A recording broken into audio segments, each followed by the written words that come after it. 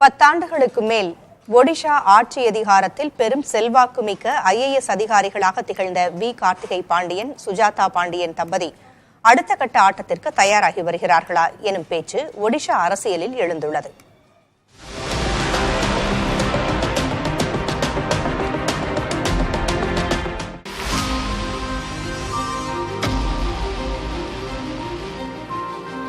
தமிழ்நாட்டின் மேலூரில் பிறந்து வளர்ந்தவர் பாண்டியன். IAS பயிற்சிகளும் அவருடைய வாழ்வை ஒடிசா நோக்கி திருப்பியது. ஆம், 2 விஷயங்கள் ஒடிசாவோடு பாண்டியனை இணைத்தன. முதலாவது, உடன் பயின்ற சகாவான சுஜாதாவுடனான காதல். ஒடிசாவைச் சேர்ந்தவர் சுஜாதா. இரண்டாவது, பாண்டியனுக்கு கிடைத்த பணி வாய்ப்பு. ஒடிசா கேடர் IAS அதிகாரியாக பணியேற்றார் பாண்டியன். ஒடிசாவின் மருமகனாகிவிட்ட பாண்டியனின் நேர்மையும் துடிப்பும் மிக்க செயல்பாடு அந்த மாநிலத்தின் முதல்வராக இருந்த நவீன் பட்நாயக்கை ஈர்த்தது.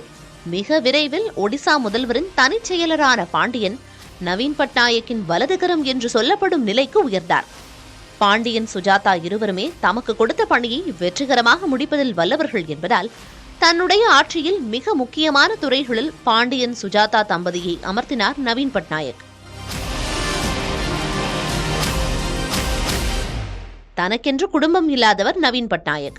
முதுமை வயப்பட்ட நிலையில் ஆட்சி நிர்வாகத்தை தாண்டி கட்சி நிர்வாகத்திலும் பாண்டியனுக்கு அவர் இடமளித்தார். பாண்டியனும் தனக்கான லட்சுமண ரேகையை மறந்து நவீன் பட்நாயக் சொன்ன வேலைகளை செய்தார். விளைவாக பிஜு ஜனதா தளத்தின் நிழல் தலைவர், ஒடிசாவின் சூப்பர் முதல்வர் என்று எதிர்க்கட்சிகள் குற்றம் சாட்டும் அளவுக்கு கட்சியிலும் ஆட்சியிலும் பாண்டியனின் அதிகாரம் கொடிகட்டி பறந்தது. வயதாகிக் கொண்டே சென்ற நிலையில் தனக்கு அடுத்த தலைவரை அடையாளம் காட்ட முற்பட்ட நவீன் பட்நாயக், சுஜாதா அதற்கு சரியான தேர்வாக இருப்பார் என்று எண்ணினார். காரணம், ஒடிசாவில் மொழி உணர்வு மிகுதி. இந்திய வரலாற்றில் தன் மொழிக்கு என்று தனி மாகாணம் கேட்டு 1905 ஒரியா இயக்கம் நடத்திய சமூகம் அது. இந்தியாவில் மொழிவாரி பிராந்தியம் உருவாகவும் முதல் உதாரணம் ஒடிசாதான். 1936 அது மொழிவழி மாகாணமானது. ஆனால் கட்சிக்குள் பாண்டியனையே முன்னிறுத்தலாம் என்ற குரல்களும் ஒலித்தன. இதற்கேற்ப பாண்டியன் சென்ற அரசு நிகழ்ச்சிகளிலெல்லாம் பங்கேற்க வந்த பொதுமக்கள் பாண்டியனை மொய்த்தனர். கூடிய கூட்டத்தை பார்த்து தன்னுடைய கணக்கை மாற்றியமைத்த நவீன் பட்நாயக் பாண்டியனையே களத்தில் இறக்க முடிவெடுத்தார். இதன்படி அரசு பணியை ராஜினாமா செய்துவிட்டு கட்சியில் இணைந்தார் பாண்டியன். 2024 சட்டமன்ற தேர்தல் பிரச்சாரத்தை அவரே முன்னெடுத்தார். ஆனால் பாண்டியன் தமிழர் என்பதையே காரணமாக்கி நவீன் பட்நாயக் ஆட்சியை வீழ்த்தியது பாஜக. ஒடிசா ஜெகநாதர் கோயில் கஜானா சாவி தமிழ்நாட்டுக்கு கொண்டு செல்லப்பட்டு விட்டது என்று ஒடிசாவில் பிரச்சாரம் செய்தார் மோடி. இம்முறை பிஜு ஜனதா தளத்துக்கு ஓட்டு போட்டால் பாண்டியனை முதல்வராக்கி விடுவார் நவீன்.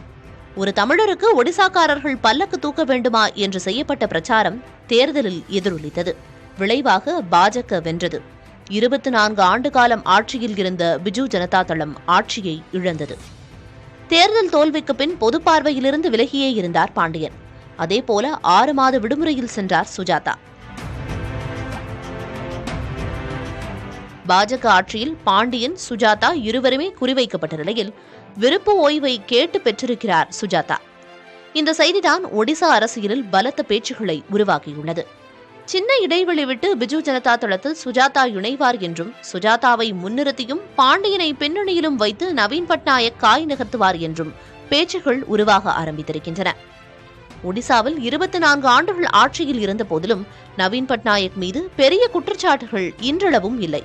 ஆனால் பாஜக ஆட்சிக்கு வந்து 6 மாதங்களுக்குள் நவீன் பட்நாயக் ஆட்சி போன்று நேர்மையான நிர்வாகமாக இது இல்லை என்ற முணுமுணுப்புகள் உருவாகிவிட்டன.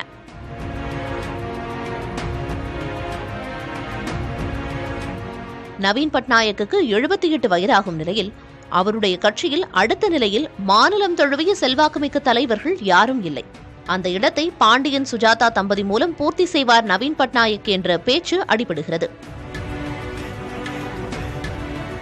பாண்டியன் போல சுஜாதா வேறு மாநிலத்தைச் சேர்ந்தவர் இல்லை என்பதோடு ஒடிய அடையாளத்தை தூக்கி பிடிப்பவராக அறியப்பட்டவர் சுஜாதா என்பதும், தேர்தல் தோல்விக்கு பிறகும் பட்நாயக், பாண்டியன் இடையிலான நெருக்கம் அப்படியே தொடர்கிறது என்பதும் குறிப்பிடத்தக்கது.